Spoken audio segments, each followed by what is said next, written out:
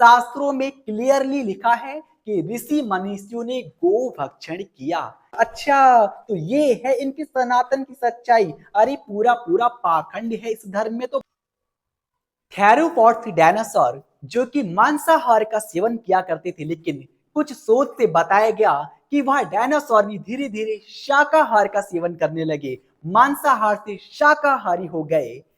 Bladder worth plants जो कि अपने चूसक अंगों से, अपने सकिंग ऑर्गन से कीट पतंगों को पकड़ता था और उनके मर जाने के बाद उनके एंजाइम्स को अपना आहार बनाया करता था, वह मांसाहार का सेवन करता था। लेकिन मारियाने कॉलर एंड वोल्फ्रेम एडलेस्किन साइंटिस्ट ने अपनी रिसर्च में बताया कि वह प्लांट्स भी धीरे धीरे शाकाहारी हो गया, मांसाहार को छोड़कर शाकाहार एल्जाई एंड पॉलन ग्रेन का सेवन करने लगा। ब्लैक सॉल्मन मछली जो कि मांसाहारी हुआ करती है, लेकिन एक एक्सपेरिमेंट में, एक शोध में 3 scientist Alan Place and Aaron Watson and Frederick, इन साइंटिस्ट ने इस मछली पर एक एक्सपेरिमेंट किया, एक शोध किया। 4 साल तक इस मछली को पालतू बनाया। उस दौरान इसे प्रोटीन वाले प्लांट्स का जो कि amino acids and fatty acids का जो मिश्रण था उसका सेवन कराया गया। 4 साल के अंदर ही यह मछली भी शाकाहार का सेवन करने लगी, इसकी प्रवृत्ति भी मांसाहार से शाकाहारी हो गई। The university Maryland centre of environmental science का यह फर्स्ट एक्सपेरिमेंट था जिसमें यह शाकाहारी मछली हो गई, मांसाहारी मछली शाकाहार का सेवन करने लगी। जरा सोचिए, जब ये जीव जंतु भी मांसाहार को छोड़कर शाकाहार का सेवन कर रहे हैं, जब ये प्रकृति भी शाकाहारी हो रही है, तो जो कि इंसान, मनुष्य, जो प्रकृति की सर्वश्रेष्ठ कृति है, सबसे सुंदर रचना है, जिसकी भीतर सबसे ज्यादा संवेदनाएं हैं, परोपकार हैं, तो फिर यह इतना संवेदनशील होकर मांसाहार का सेवन क्यों करता है, जबकि शारीरिक संरचना इंसान की कहीं से कहीं तक मांस का सेवन करने की आज्ञा नहीं देती है। मांस का सेवन करने लायक है ही नहीं ह्यूमन बॉडी, लेकिन फिर भी हम कहते हैं जी ये तो सब जो कि सनातन धर्म को मानने वाले धार्मिक लोग हैं ना, इनके चोचले, ऐसा कुछ नहीं है, मांस का सेवन करना चाहिए।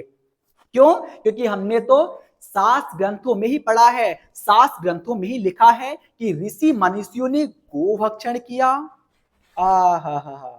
हो सकता है कुछ बहुबुद्धिजीवियों को लग रहा होगा या ये है तो सनातन की सच्चाई।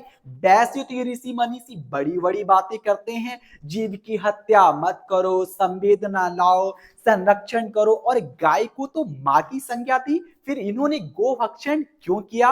अच्छा, तो ये है इनकी सनातन की सच्चाई। अरे पूरा पूरा पाखंड है इस धर्म में तो। बताओ, ऋषि मनीषी जो कि गाय को मां मानती, इन्होंने गोभक्षण किया?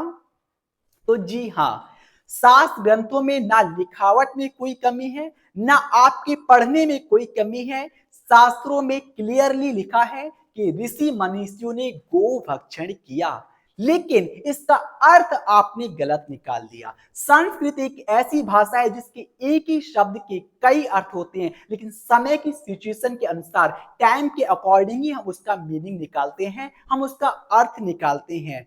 गो माने गाय भी होता है, काऊ भी होता है, गो माने इंद्री भी होता है। जहां लिखा है ऋषि मनीषियों ने गोभक्षण किया, वहां गाय का अर्थ नहीं है गो का अर्थ है इंद्री। उन्होंने अपनी इंद्रियों को बस में किया, अपनी इंद्रियों को बस में किया, अपनी इंद्रियों का भक्षण किया था, इसलिए वहां पर लिखा है ऋषि मनीषियों ने गोभक्षण किया। जैसे कि हम आरती में कहते हैं ना, ओम जय जगदीश हरे, तुम हो एक अगोचर सबके प्राणपति। आ माने नहीं, गो माने इंद्री, चर माने समझने वाले या दिखने वाले। तुम इन इंद्रियों से परे हो, इन इंद्रियों से तुम्हें नहीं समझा जाता है, इसलिए गो का अर्थ इंद्री भी होता है। पर ऋषि मनीषियों ने गाय माता का भक्षण नहीं किया, अपनी इंद्रियों को वश में किया, इंद्रियों का भक्षण किया।